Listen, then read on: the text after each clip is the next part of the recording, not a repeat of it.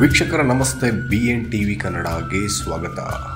ಬಣ ಬಡಿದಾಟದಲ್ಲಿ ಬೇಯುತ್ತಿದ್ದ ಬಿಜೆಪಿಯು ಇತ್ತೀಚೆಗಷ್ಟೇ ಬಸನಗೌಡ ಪಾಟೀಲ್ ಯತ್ನಾಳ್ ಅವರ ಉಚ್ಚಾಟನೆಯಿಂದ ತಣ್ಣಗಾಗಿದೆ. ಇನ್ನೇನು ತನ್ನ ಹಾದಿ ಸುಗಮವಾಯ್ತಲ್ಲ ಎಂದು BY ವಿಜಯೇಂದ್ರ ಅವರು ರಾಜ್ಯಾಧ್ಯಕ್ಷ ಸ್ಥಾನ ಸೇಫ್ ಎಂದುಕೊಂಡು ನಿರಾಳರಾಗಿದ್ದಾರೆ. ಇದರ ನಡುವೆ ಪಕ್ಷದಲ್ಲೇ ಮತ್ತೊಂದು ಬೆಳವಣಿಗೆ ನಡೆದಿದೆ. ವಿಪಕ್ಷ ನಾಯಕ ಸ್ಥಾನದಲ್ಲಿರುವ ಆರ್ ಅಶೋಕ್ ಹಾಗೂ BY ವಿಜಯೇಂದ್ರ ನಡುವೆ ಕೆಲ ವಿಚಾರಗಳಿಂದ ಮುಸುಕಿನ ಗುದ್ದಾಟ ನಡೆಯುತ್ತಿದೆ ಎಂದು ಪಕ್ಷದಿಂದಲೇ ಅಪಸ್ವರ ಕೇಳಿಬರ್ತಾ ಇದೆ. ಇದಕ್ಕೆ ಪುಷ್ಟಿ ನೀಡುವಂತೆ ಬಿಜೆಪಿಯಲ್ಲಿ ಕೆಲ ಸಂಗತಿಗಳು ಕೂಡ ನಡೆದಿವೆ. ಸದನದಲ್ಲಿ ಶಿಸ್ತು ಉಲ್ಲಂಘಿಸಿದ ಆರೋಪದಲ್ಲಿ ಹಲವು ಶಾಸಕರನ್ನ ಇತ್ತೀಚೆಗೆ ಅಮಾನತು ಮಾಡಿತ್ತು. ವಿಧಾನಸಭೆ ಅಧಿವೇಶನದ ವೇಳೆ ಸಭಾಧ್ಯಕ್ಷರ ಪೀಠದ ಬಳಿ ಗದ್ದಲ ಮಾಡಿದ್ದ ಪಕ್ಷದ 18 ಶಾಸಕರ ಅಮಾನತು ಮಾಡಲಾಗಿದೆ.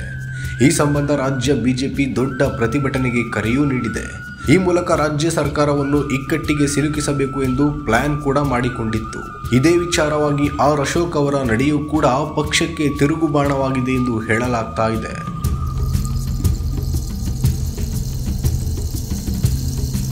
ಬಸನಗೌಡ ಪಾಟೀಲ್ ಯತ್ನಾಳ್ ಅವರು ಪಕ್ಷದಿಂದ ಉಚ್ಚಾಟನೆಗೊಂಡಿದ್ದರೂ ಸಹ ಶಾಸಕರ ಅಮಾನತು ಮಾಡುವಂತೆ ಸ್ಪೀಕರ್ಗೆ ಪತ್ರ ಬರೆದಿದ್ದಾರೆ. ಇದರ ಬೆನ್ನಲ್ಲೇ ಆರ್ ಅಶೋಕ್ ಕೂಡ ಸ್ಪೀಕರ್ UT ಖಾದರ್ ಅವರಿಗೆ ಪತ್ರ ಬರೆದು ಶಾಸಕರ ಅಮಾನತು ವಾಪಸ್ ಪಡೆಯುವಂತೆ ಕೋರಿದ್ದಾರೆ. ಇದು ಬಿಜೆಪಿ ಪಾಲಿಗೆ ದೊಡ್ಡ ಹಿನ್ನಡೆ ಎಂದು ಹೇಳಲಾಗ್ತಾ ಇದೆ.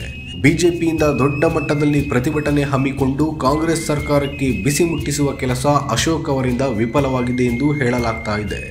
ಅಶೋಕ್ ಅವರು ಸ್ಪೀಕರ್ಗೆ ಈ ಪತ್ರ ಬರೆದಿರುವುದು ಪಕ್ಷದ ತೀರ್ಮಾನಕ್ಕೆ ವಿರುದ್ಧವಾಗಿದ್ದು ತಮ್ಮ ಹೋರಾಟಕ್ಕೆ ಹಿನ್ನಡೆ ಉಂಟು ಮಾಡಿದೆ. ಇದರಿಂದ ಪಕ್ಷ ಇಕ್ಕಟ್ಟಿಗೆ ಸಿಲುಕುವಂತಾಗಿದೆ ಎಂದು ಸ್ವಪಕ್ಷದಿಂದಲೇ ಆಕ್ಷೇಪ ವ್ಯಕ್ತವಾಗಿದೆ. ಅಶೋಕ್ ಅವರು ವಿರೋಧ ಪಕ್ಷದ ನಾಯಕರಾಗಿ ಪರಿಣಾಮಕಾರಿಯಾಗಿ ಕೆಲಸ ಮಾಡ್ತಾ ಇಲ್ಲ ಎಂದು ಪಕ್ಷದಲ್ಲೇ ಹಲವರು ಬೇಸರ ವ್ಯಕ್ತಪಡಿಸಿದ್ದಾರೆ. ಇದೇ ವಿಚಾರವನ್ನ ವಿಜಯೇಂದ್ರ ಕೂಡ ಹೈಕಮಾಂಡ್ ನಾಯಕರ ಗಮನಕ್ಕೆ ತಂದಿದ್ದಾರೆ. ಅಲ್ಲದೆ ದೂರು ಕೂಡ ಕೊಟ್ಟಿದ್ದಾರೆ ಎಂದು ಹೇಳಲಾಗಿತ್ತು.